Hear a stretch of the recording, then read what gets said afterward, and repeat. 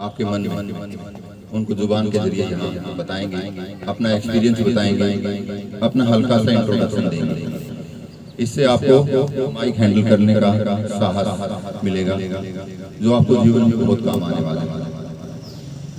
और जिसके पास कोई मोटिवेशन लाइन वो सुना सकता है, जिसके पास कोई छोटा सा हल्का सा मधुर सा गाना जो सबके मन को भाए। कोई पॉलिटिकल बात नहीं करेंगे, बात करेंगे विद्यार्थियों की, अपने रियल एक्सपीरियंस की, जो सबको मोटिवेट करे। हर एक इंसान में कुछ न कुछ सद्गुण होते हैं, वो गुण हमें सब में देखने हैं। हर एक इंसान में कुछ अवगुण भी होते हैं, उन अवगुणों को नहीं देखना है।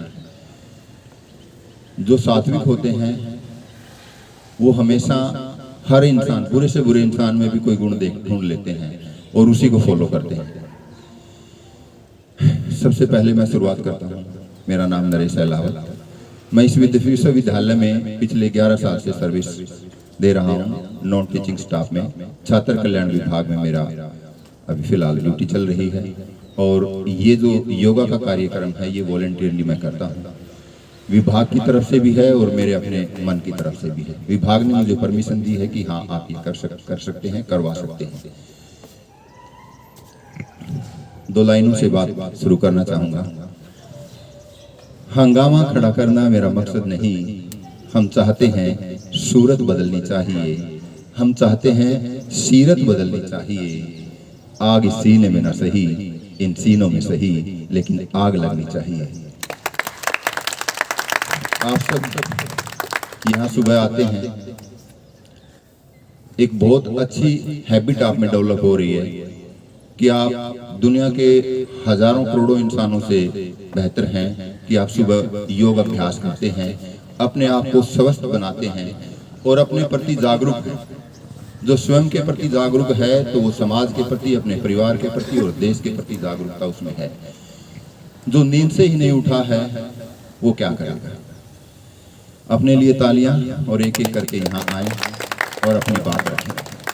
सबसे पहले मीनाक्षी बहन। Good morning to everyone. जैसे अभी सर ने बता ही दिया, मेरा नाम मीनाक्षी है।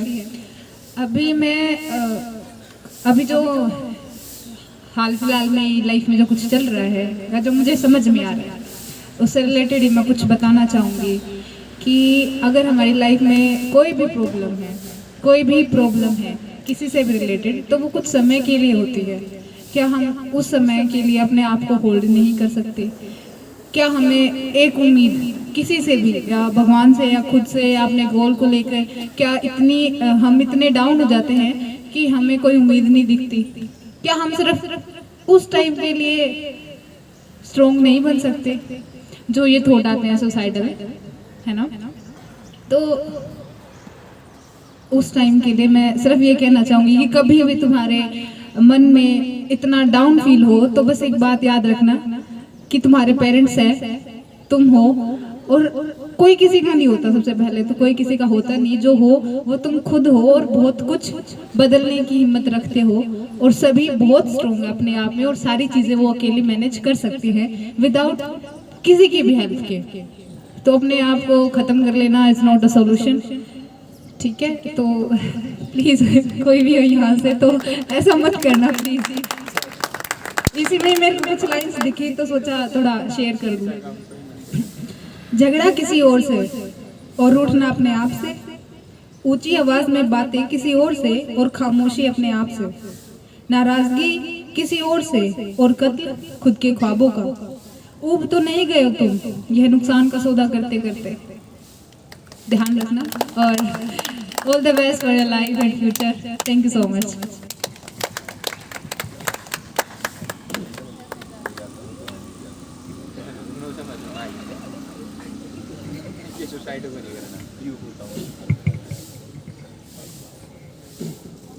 Good morning everyone.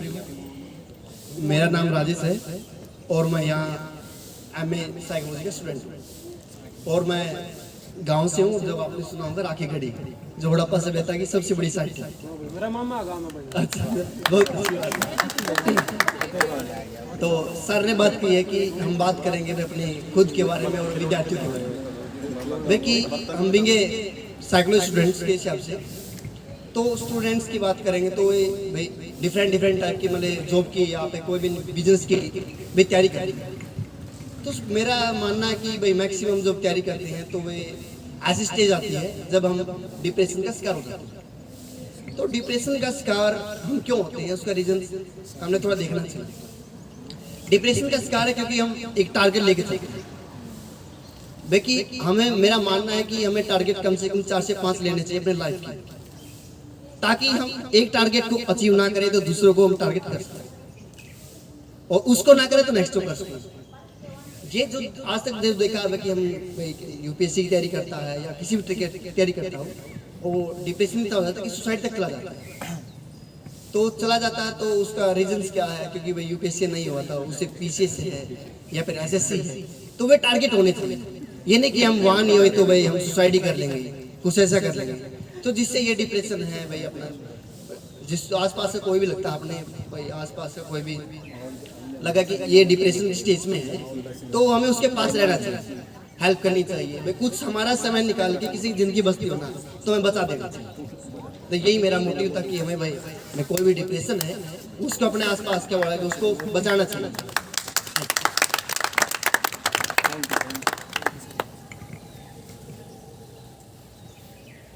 ओके, तो नेक्स्ट कौन बोलना चाहेगा? मनीष आ जाओ। Thank you, Vanshika. First of all, let me introduce myself. As Vanshika said, my name is Manish. I am from Mathematics Department, pursuing my final year, which is an integrated course. So I have not invested my 4 year in university, and I want to grab as much as I can in my rest of the time, which is nearly 7 to 8 months.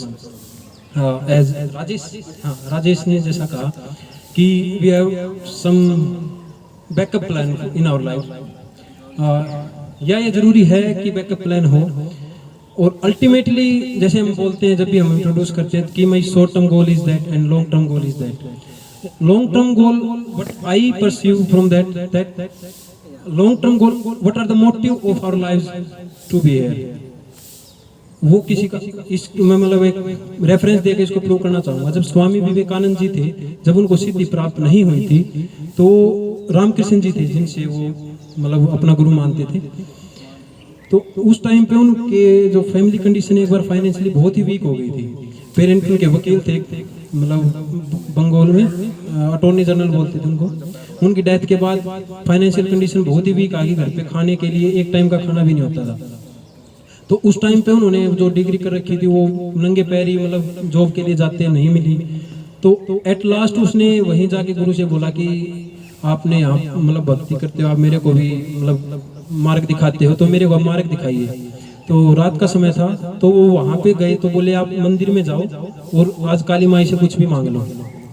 तो वो जब वहाँ पे जाते हैं तो क्या होता है, वहाँ काली माई का जो रूहानियत में जब हम समझते हैं मतलब, तो वो उनका रूप वहाँ सामने आया हुआ था। वो देखते ही एकदम वो अपने दुख सब भूल गए और उनसे करुणा के आंसू बहने लगे, और वो बोले कि मेरे जीवन को सार्थक कीजिए, जो मेरा जीवन है वो मेरा सफल बनाइए। उन्होंने कुछ ऐसा नहीं मांगा कि मेरी फाइनेंशियल कंडीशन ऐसी है या कुछ भी है।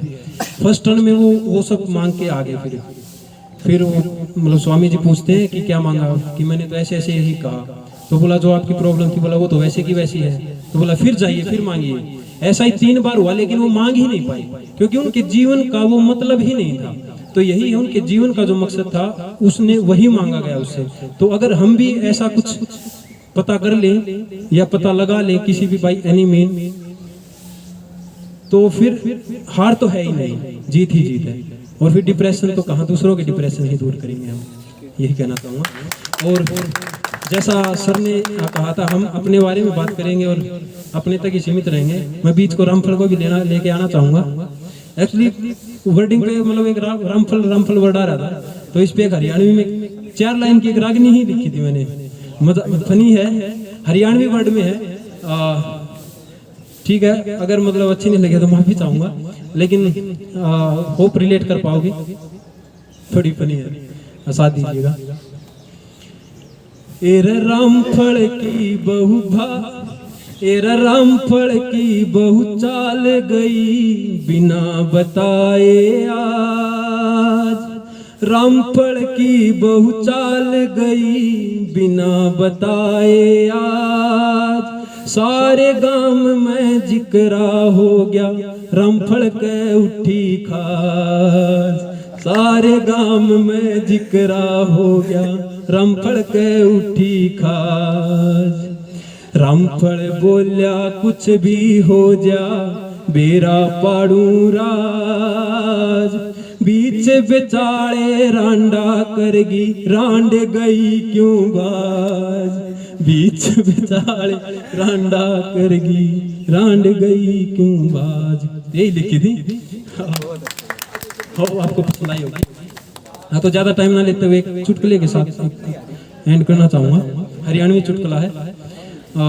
एक बार इमसा डिपार्टमेंट से गर्ल्स का टूर जा रहा होता है, मतलब यही लगा लो कि दिल्ली की साइड या हम तो एक फिजिकल एजुकेशन डिपार्टमेंट का एक लड़का होता है तो उसको मतलब हरी होती है, मतलब सांपला पहुंचना होता है बादरगढ़, आप लेट कर लीजिए रास्ते में भी, तो रिक्वेस्ट करता है कि मेरे को भी वहीं ड्रॉप कर देना भाई, मैं लेट हो रहा हूँ ये है, तो वो उसको अलो कर देते हैं कि चलो भाई कर देते हैं।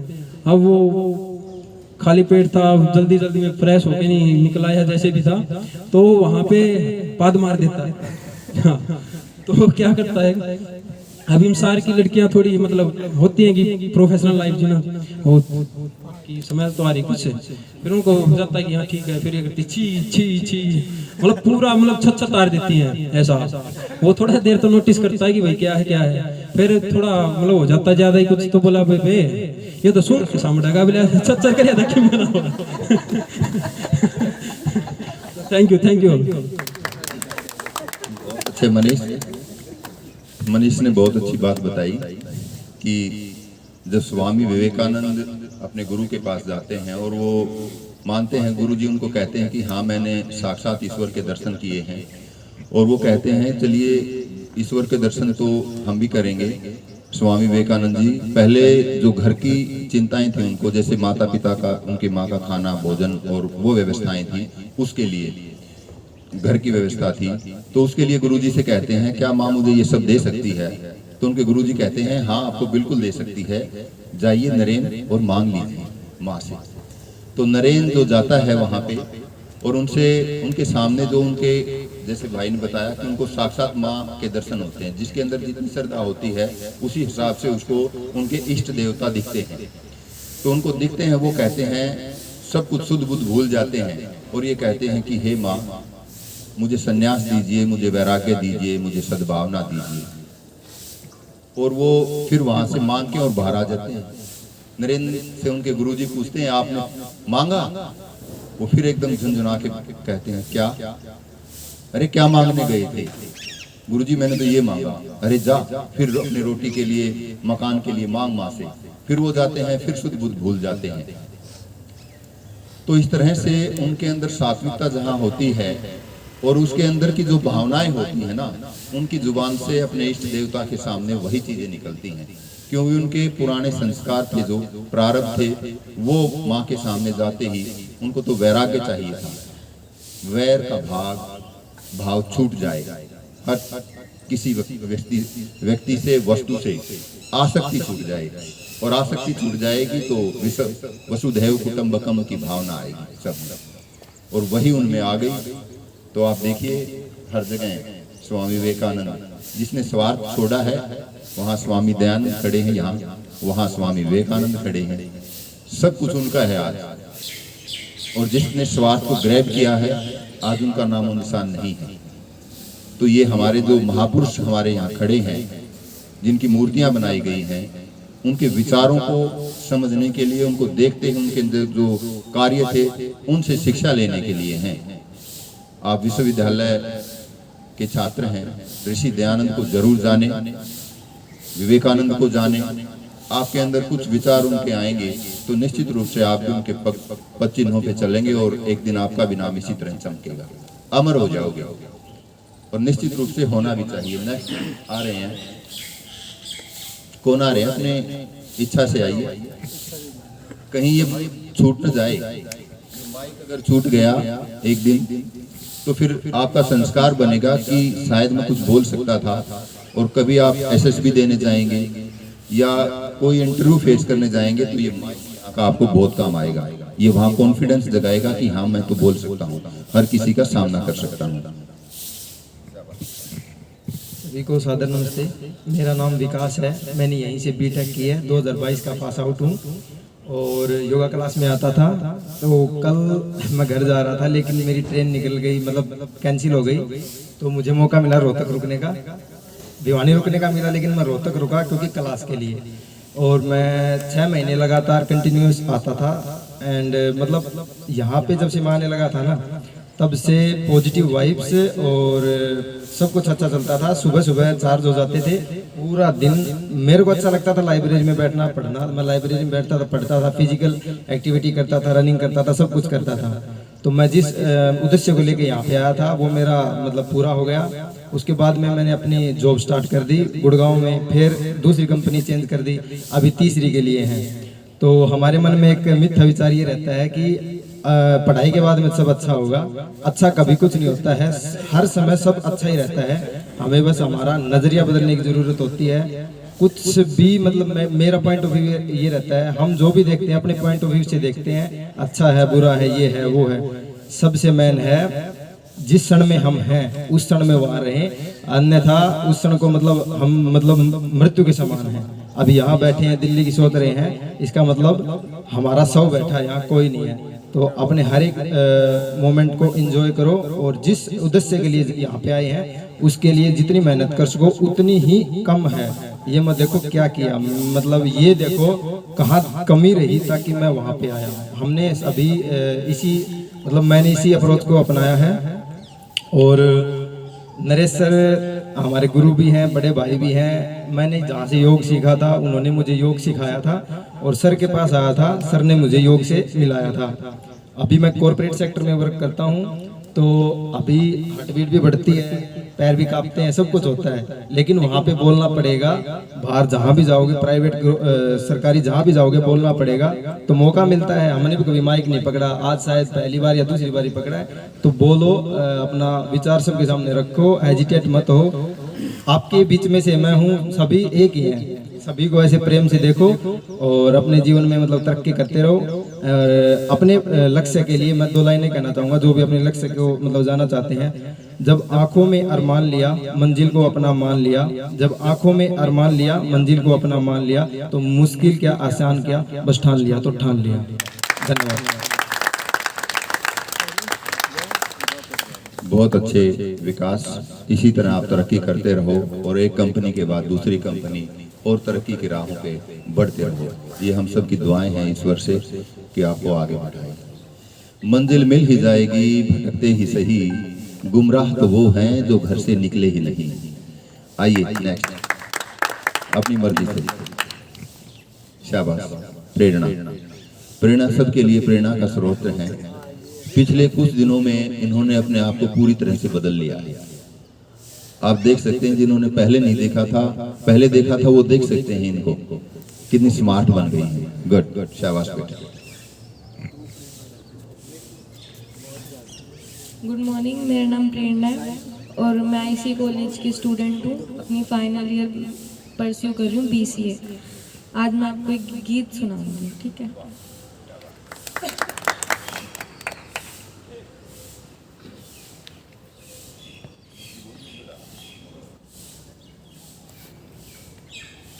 मेरे बाके बिहारी लाल, मेरे बाके बिहारी लाल, तू इतना ना करियो श्रृंगार, नजर तोहें लग जाएगी, नजर तोहें लग जाएगी। मेरे बाके बिहारी लाल, तू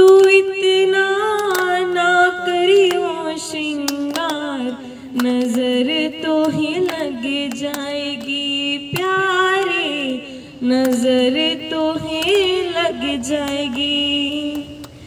तेरी सूरतिया पे मन मोरा अटका, प्यारा लागे तेरा पीला पटका। तेरी सूरतिया पे मन मोरा अटका, प्यारा लागे तेरा पीला पटका।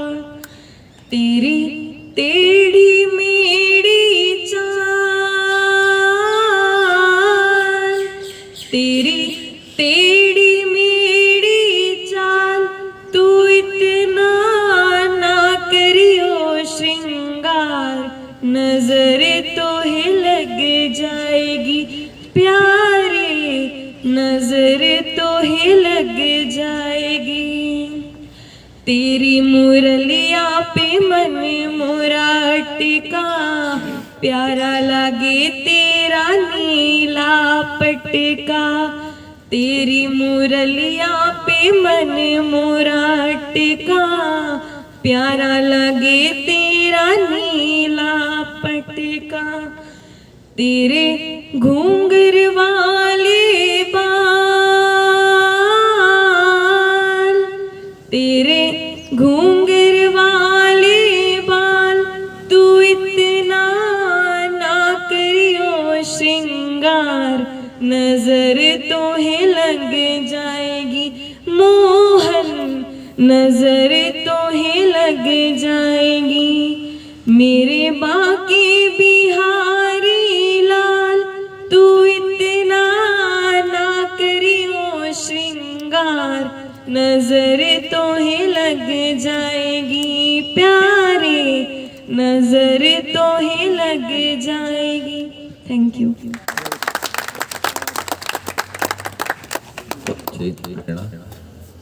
नेक्स्ट आइए शहबाज, आइए आइए।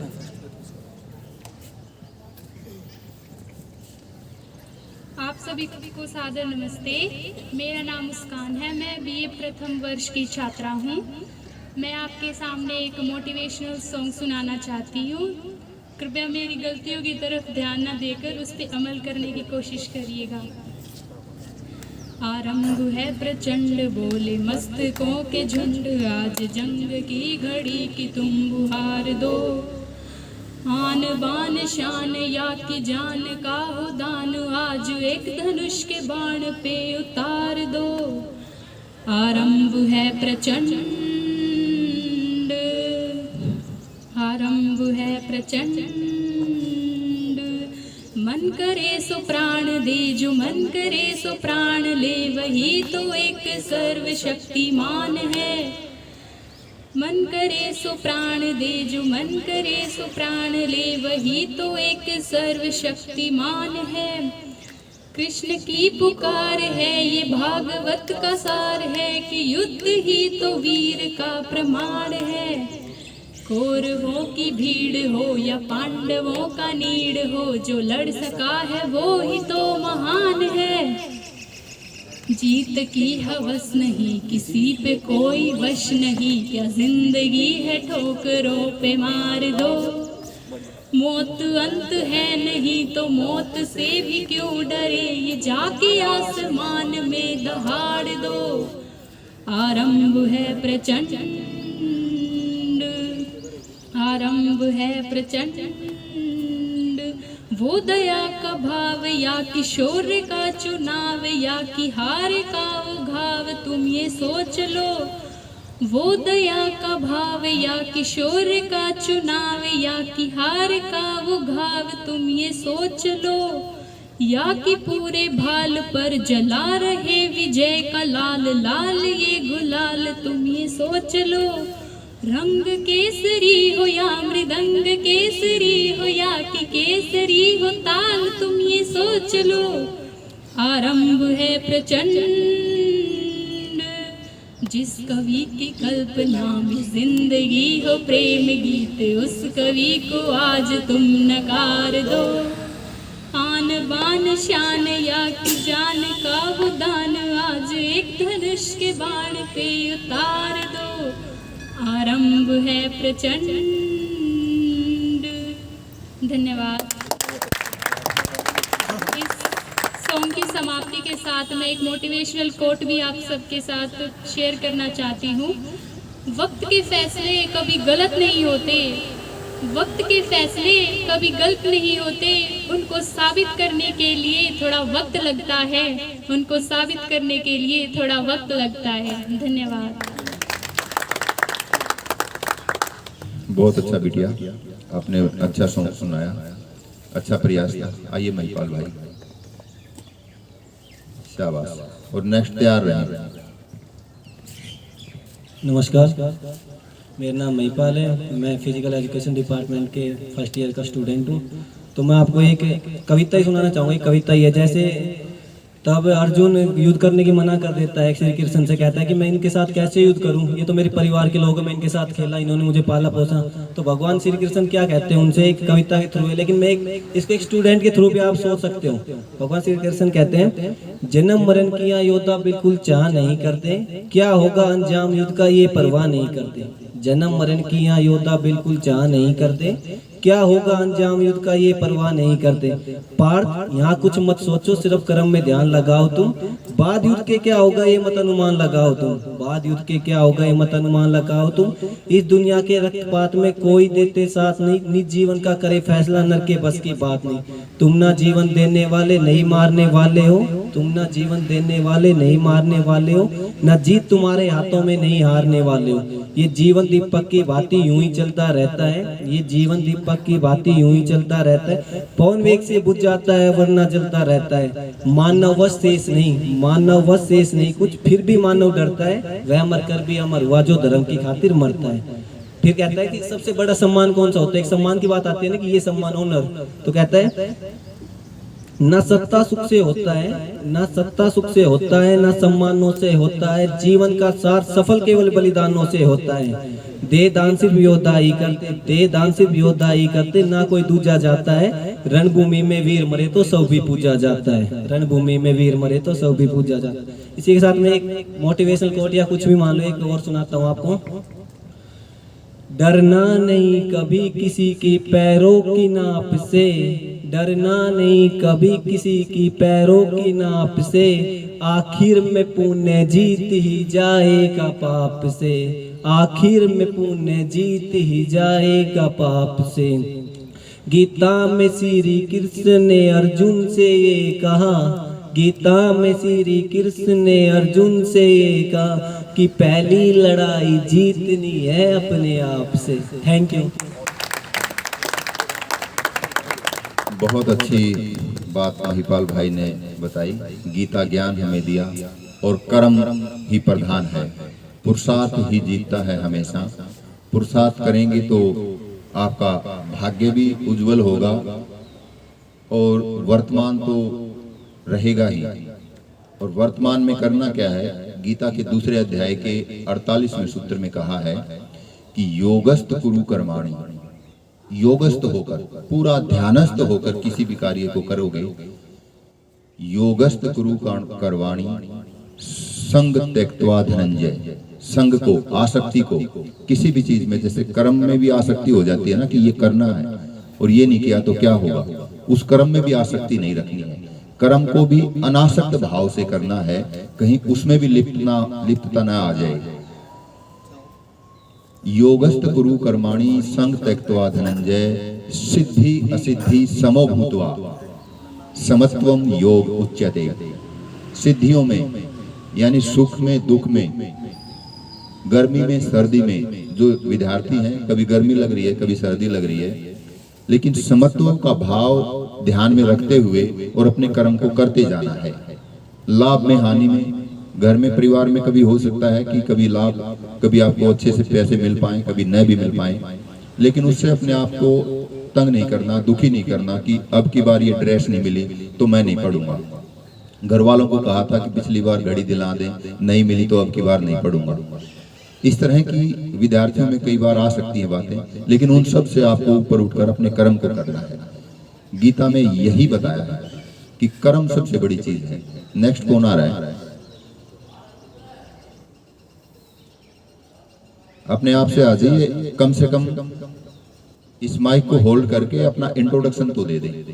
बता दें, बस इतना ही काफ़ी है। आज का इतना एक्सपीरियंस लेके जाएंगे तो अगली बार अपने आप कुछ लिख के ले आएंगे। जिन्होंने बोला है उनको याद नहीं था, लेकिन उन्होंने पढ़ के बोल दिया। लेकिन आज एक कॉन्फिडेंस, एक हौसला लेके जा रहे हैं वो, और वो संस्कार बनता है आप में कि हाँ आज मैंने किया। आइए आज बेटा।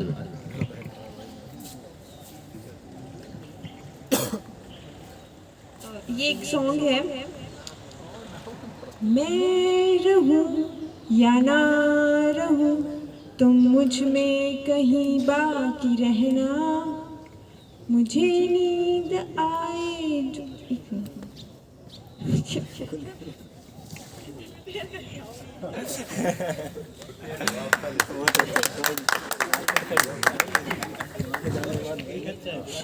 नमस्कार सभी को।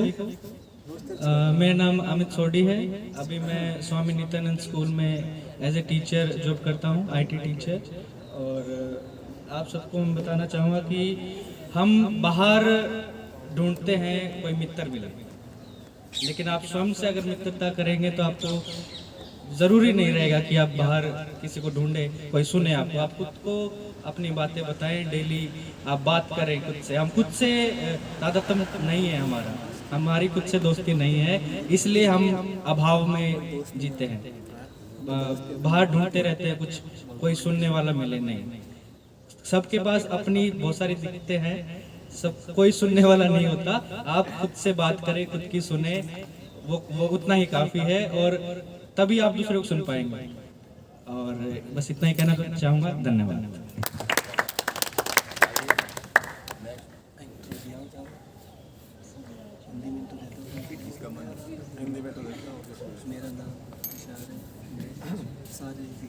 सभी को सादर नमस्ते।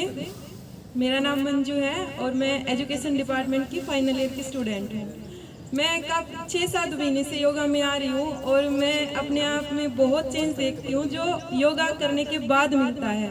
लेकिन पहले तो ऐसे आलसी से बहुत बुरा सा फील होता था, लेकिन अब बहुत अच्छा फील होता है। और एक सर ने भी बताया था कि हम सुबह ही चार्ज हो जाते हैं योगा करने के बाद, तो वो सच है। तो मैं आपके सामने एक छोटा सा भजन पेश करना चाहती हूँ, पता नहीं कैसा गाया जाएगा।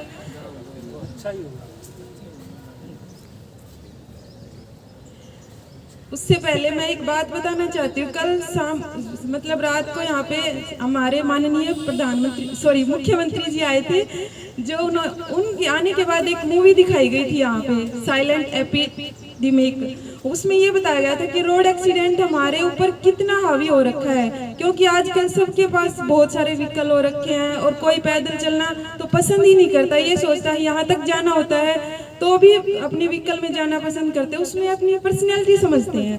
और ऊपर से ये देखते हैं जैसे रोड एक्सीडेंट हो जाते हैं तो कुछ तो वहीं पे ऑन द स्पॉट मर जाते हैं, और कुछ ऐसे हो जाते हैं जैसे कि मतलब ना जीते हैं और ना ही मरते हैं। और उनका तो कुछ होता नहीं, मतलब वो कोई कोमा में चला जाता है, कोई मतलब इंजर्ड हो जाता है, किसी के हाथ पैर चले जाते हैं, तो उनका तो ये है कि वो बिस्तर पे रहते हैं। लेकिन ऊपर वाले जो हमारे पेरेंट्स होते हैं, जो हमारी देखभाल करते हैं, उनका बहुत बुरा हाल हो जाता है। वो ये नहीं समझ पाते कि हम करें तो करें क्या, ना तो वो उनकी हेल्प कर पाते हैं, ना ही उनका दुख बांट पाते हैं, लेकिन वो अपने आप में भी इतना टूट जाते हैं जिससे उन्हें कोई मोटिवेशन नहीं मिलता है। इसलिए मैं सभी लड़कों और लड़कियों से यही बोलना चाहूंगी कि जो भी आप व्हीकल वगैरह चलाते हैं प्लीज सावधानी से चलाएं, क्योंकि आपकी 2 मिनट की जल्दी की वजह से बहुत देर हो जाती है और आपसे ज्यादा परेशान हो जाते हैं हमारे माता पिता, जो हमारी प्रीवर्स तो करते हैं, हमारा पालन पोषण तो करते हैं, लेकिन जब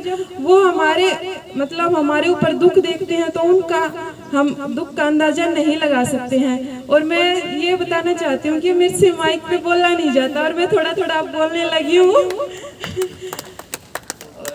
एक वो था भजन था, हाँ, मेरे सतगुरु जी तुसी मेर करो, मैं दर तेरे ते आई होइया, जो दर तेरे ते आ जांदा वो असल खजाने पा जांदा, जो दर तेरे ते आ जांदा वो असल खजाने पा जांदा। मेरे सतगुरु जी तुसी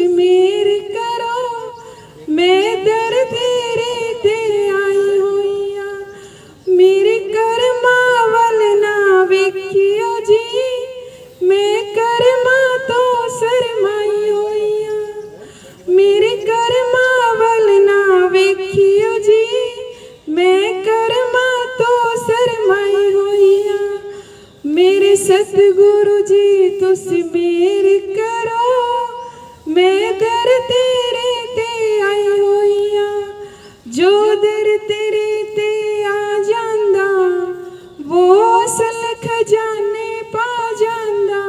बस धन्यवाद। और एक छोटी सी कोट बोलना चाहती हूँ, हार जीत हमारे मन के अंदर होती है, अगर हम मान ले तो हार है और हम ठान ले तो जीत है। धन्यवाद।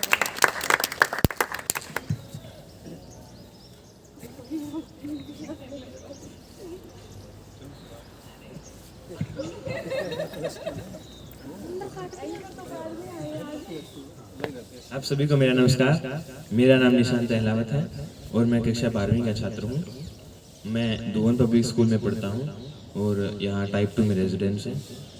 गांव टीकल का रहने वाला हूँ और खुश रहिए।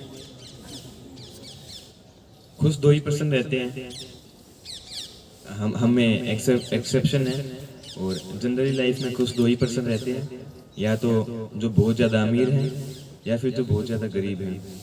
जो बहुत ज़्यादा अमीर हैं वो जी चाहे वो खरीद लेंगे और वस्तुओं में अपना स्वार्थ वो खुशी ढूंढते हैं, और जो बहुत ज़्यादा गरीब है, जैसे ऑटो चलाने वाला, ना कोई आगे पीछे परिवार कमाता है उतना खाता है। इसलिए जो एक हैप्पीनेस इंडेक्स है, वर्ल्ड हैप्पीनेस इंडेक्स, उसमें सिर्फ भूटान का नंबर है। पूरे 200 देशों में से अकेला भूटान उस पे आया है। बाकी किसी भी देश के लोग इतने खुश नहीं है जितने भूटान के हैं, और भूटान सबसे गरीब देश है। इसलिए खुश रहिए, इससे हमारे देश को भी फायदा होगा। धन्यवाद।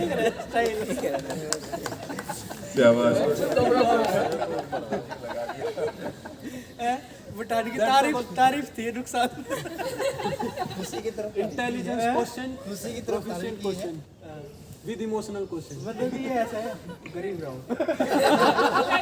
भी गरीब रहो और खुश रहो।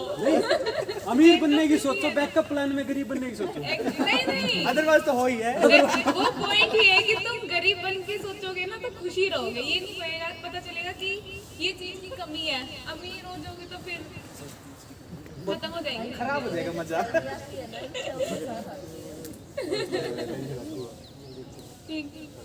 मैं एक पोएम है या फिर मतलब सीख सकते हैं उससे बहुत कुछ, तो वो सुना रही हूँ। तुम्हें जो समझ आए तुम वो सीखना फिर मुझे बताना कि क्या सीखा। तो प्यास लगी थी गजब की, मगर पानी में जहर था। पीते तो मर जाते और ना पीते तो भी मर जाते। बस यही तो मसले जिंदगी भर ना हल हुए, ना नींद पूरी हुई ना ख्वाब मुकम्मल हुए। वक्त ने कहा काश थोड़ा और सब्र होता, सब्र ने कहा काश थोड़ा और वक्त होता। सुबह सुबह उठना पड़ता है कमाने के लिए साहेब, आराम कमाने निकलता हूँ आराम छोड़कर। हुनर सड़कों पर तमाशा करता है और किस्मत महलों में राज करती है। दौलत की भूख ऐसी लगी कि कमाने निकल गए। बच्चों में रहने की फुर्सत ना मिली, कभी फुर्सत मिली तो बच्चे खुद कमाने निकल गए। शिकायत तो बहुत है तुमसे जिंदगी, पर चुप इसलिए हूँ कि जो तूने दिया वो बहुतों को नसीब नहीं होता। अजीब सौदागर है ये वक्त भी, जवानी की लालच देके बचपन ले गया और अमीरी की लालच देके जवानी भी ले गया। लौट आता हूँ वापस घर की तरफ हर रोज थक हार कर। आज तक समझ नहीं आया कि जीने के लिए काम करता हूँ या काम करने के लिए जीता हूँ। थक गया हूँ तेरी जिंदगी, तेरी नौकरी से ऐ जिंदगी, मुनासिब होगा मेरा हिसाब कर दे। भरी जेब ने दुनिया की पहचान करवाई है और खाली जेब ने अपनों की। जब लगे पैसे कमाने तो समझ आया शौक तो माँ बाप के पैसों से पूरे होते थे, अपने पैसे से तो सिर्फ जरूरतें पूरी होती हैं।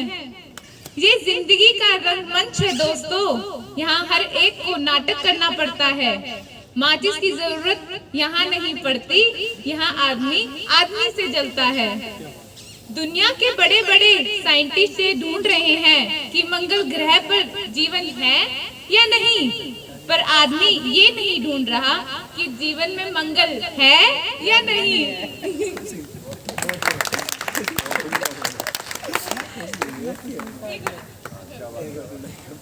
ये मेरा सेकंड टाइम है। जब फर्स्ट टाइम सर ने बोला था ना तो मैंने प्रिपेयर किया था बहुत मुश्किल से, और उस टाइम मेरे हाथ ऐसे ऐसे हो रहे थे, लिटरली वीडियो में भी हो रहे थे जब मैंने देखा।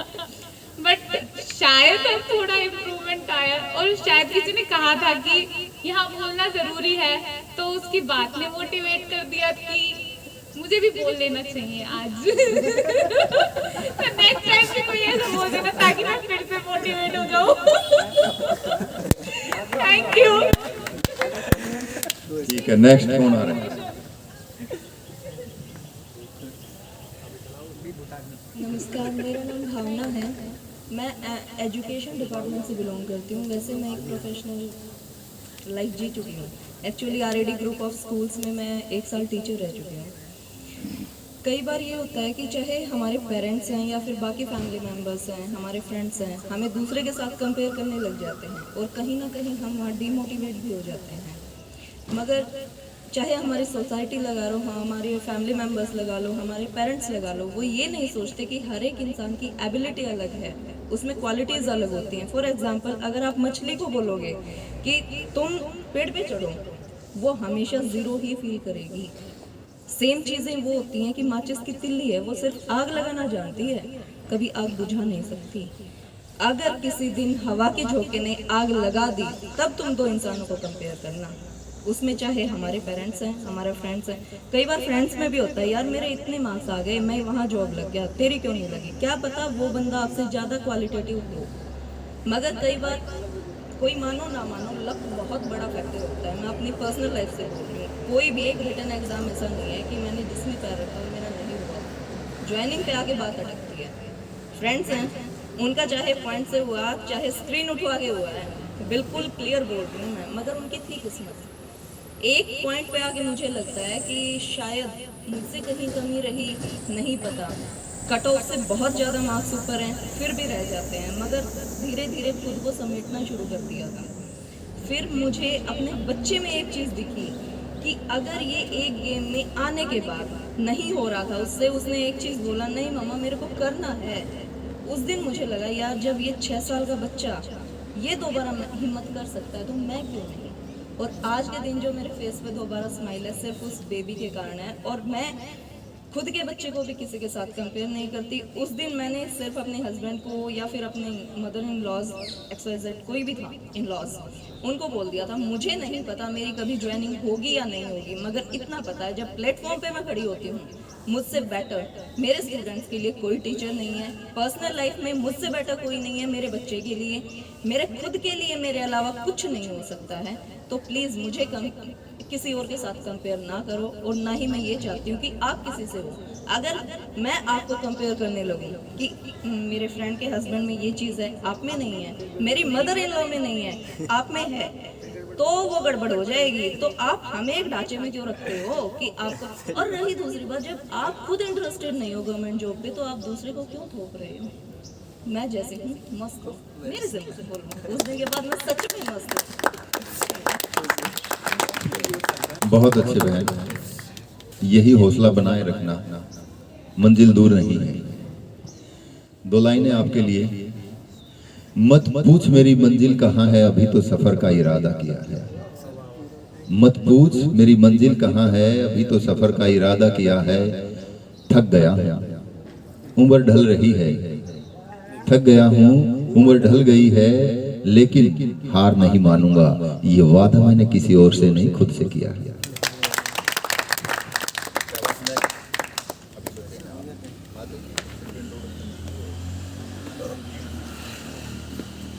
Good morning to everyone.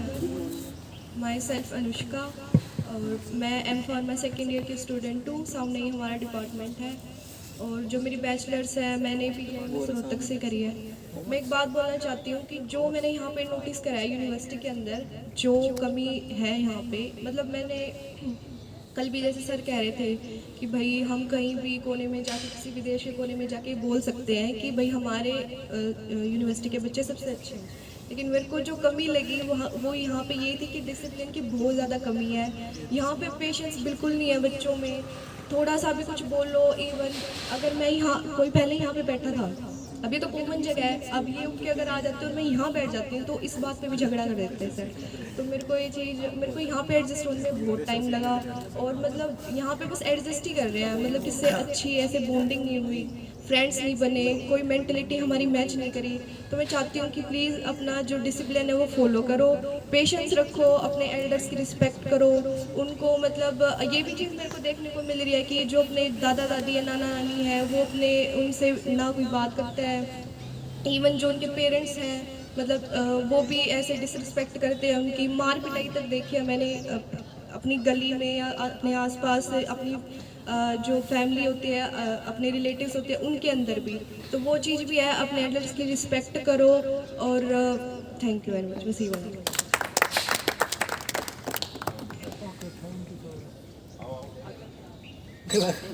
गाना नहीं गाना, सॉन्ग नहीं गाना, इंट्रोडक्शन देना है, गाना करना।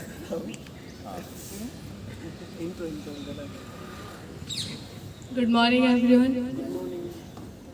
मैंने ग्रेजुएशन पीजीआई से की है, बी फार्मेसी। हम 4 साल रहे हैं साथ में, हमारे 6th ईयर है दोस्ती का, और 2nd year M pharmacy medicinal chemistry, सामने डिपार्टमेंट है। मैं बस यही कहना चाहती हूँ कि जैसे अपने सब्जेक्ट से रिलेटेड ही बात करती हूँ मैं। जैसे हमें हाउसवाइफ होती हैं, थोड़ा सा सर दर्द हुआ मेडिसिन ले लेती है ना, कुछ भी हो गया, बॉडी पेन होगी, मेडिसिन ले लिया। तो मेडिसिन लेने से जितना हो सके उतना बचना चाहिए। मेडिकल साइंस ये कहती है कि हमें सिर्फ ह्यूमन बॉडी के बारे में 2% पता है और बाकी के बारे में हमें नहीं पता। इतनी सारी बीमारियां जो लाइलाज है, ठीक है, जैसे कैंसर 2 टाइप का होता है, बिनाइन एंड मैलिग्नेंट। मैलिग्नेंट का कोई इलाज नहीं है, एड्स का कोई इलाज नहीं है।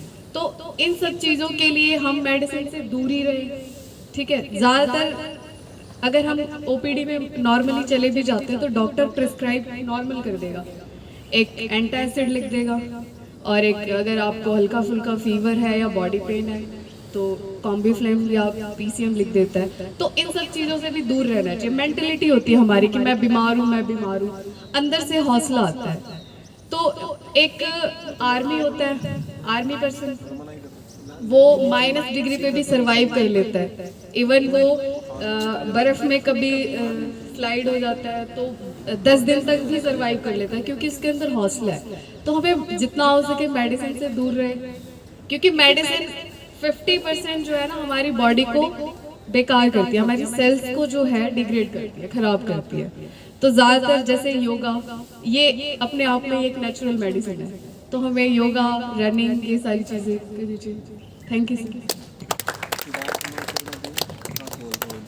बहुत अच्छी बात बताई बहन ने कि मेडिसिन जिसको हम हिंदी में दवाई कहते हैं, वो रोगों को दबाती है, क्योर नहीं करती। बहुत सारी प्रॉब्लम होती हैं, जैसे सिर दर्द का ही बताया, कोई इलाज नहीं है। उसका इलाज तो मन को प्रसन्न रखना ही है, अपने डाइजेशन को ठीक रखना ही है। नेक्स्ट कौन आ रहा है? आजा दीपा, नेक्स्ट टाइम अपना नाम बता के चले जा, फिर आगे बोल दें। सभी को सादर नमस्ते। मेरा नाम दीपिका है और मैं एम फार्मेसी फर्स्ट ईयर की स्टूडेंट हूँ।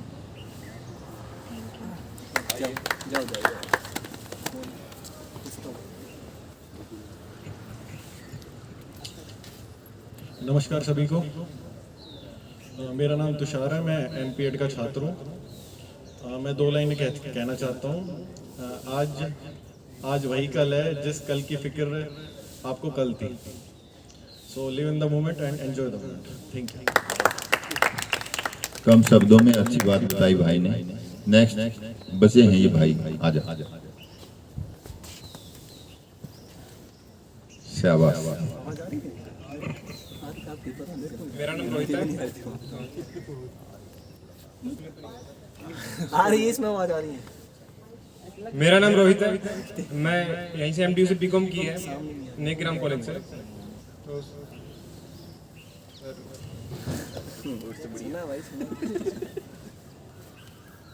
मैं कुछ मोटिवेशन लाइन कहना चाहूँगा।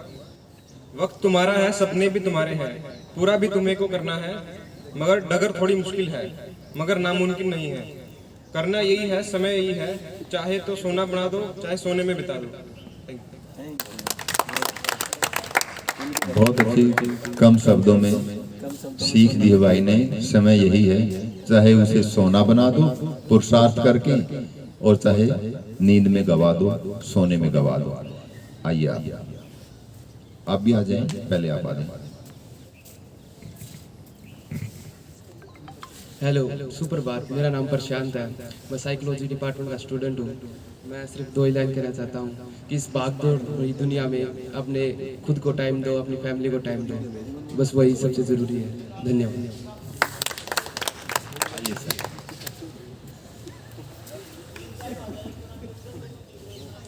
आप सबके आइडल।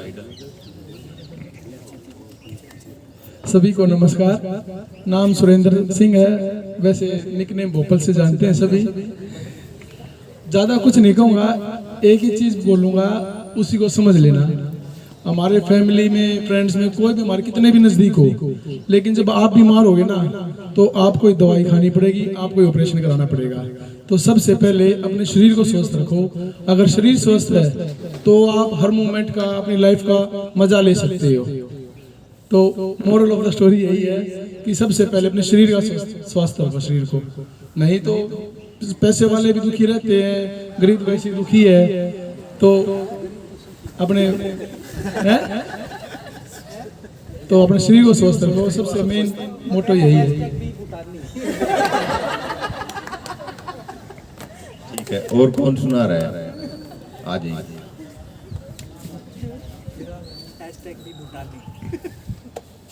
फिर से नमस्ते सभी को। एक तो जैसा आपका नाम भूल गया सर, सुषमा ने जैसा बताया कि हमारा माइंड सेट हम जैसा सेट करते हैं वैसा ही हमारा बॉडी फंक्शन करता है या करती है।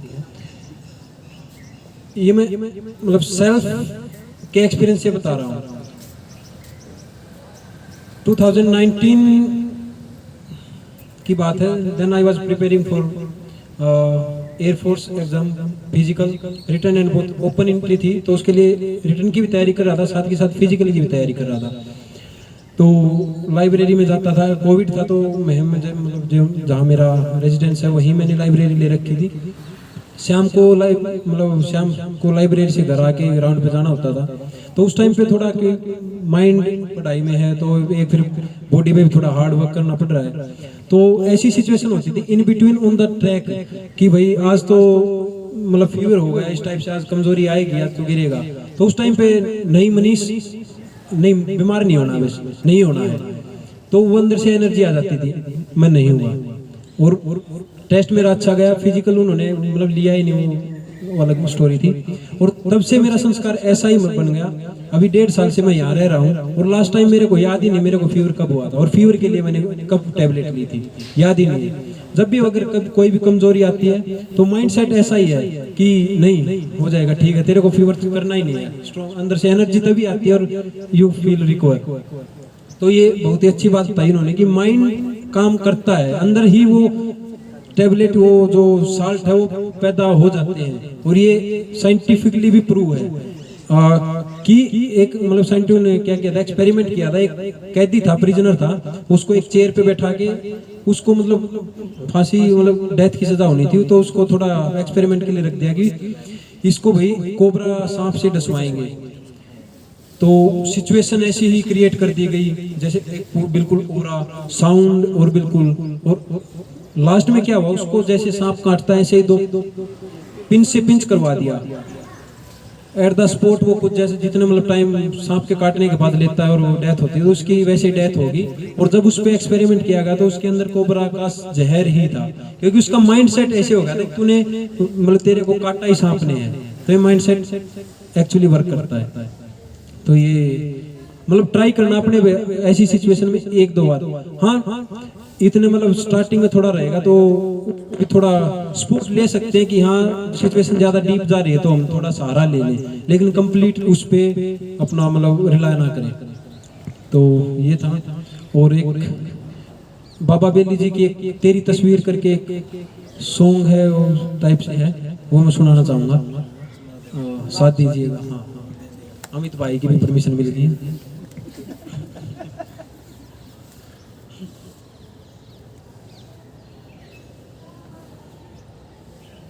तेरी तस्वीर में अज भी सिरहाने कोल रखिए, इसे करके ही दुनिया ने कहानी खोल रखिए, इसे करके ही दुनिया ने कहानी खोल रखिए।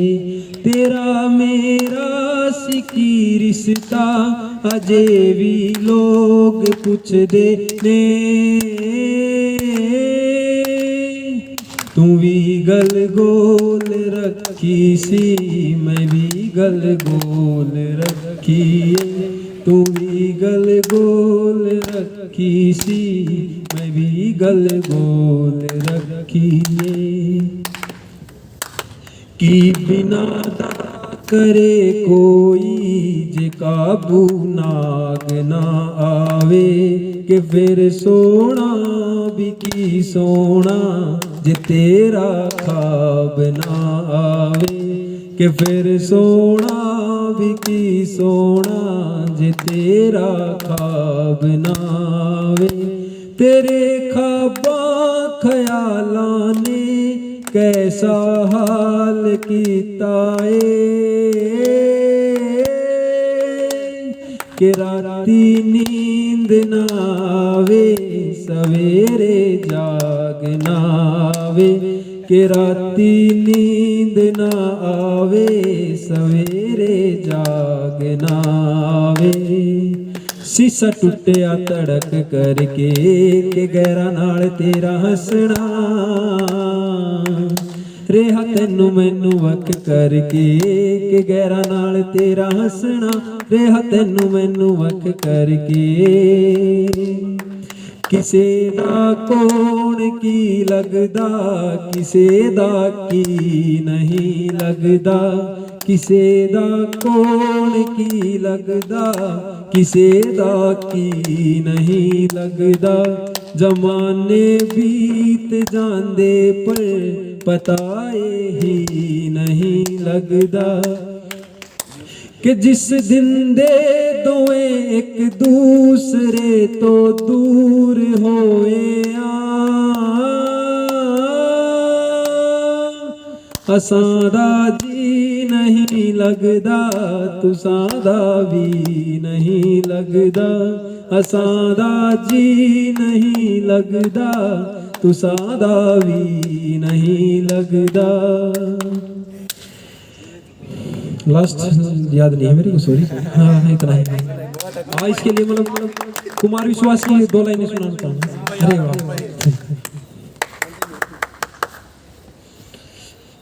तेरे नजदीक होवन लई बहाने ला रही हाँ मैं, पता मैनू तेरे दिल तो भी अजकल छा रही हाँ मैं, पता मैनू तेरे दिल तो भी अजकल छा रही हाँ मैं। कि बस मौका ही नहीं मिलता मैनू अनजान ना जानी, जो सुनना चाह रहा है तू वो कहना चाह रही हाँ मैं, जो सुनना चाह रहा है तू वो कहना चाह रही हाँ मैं। ये थी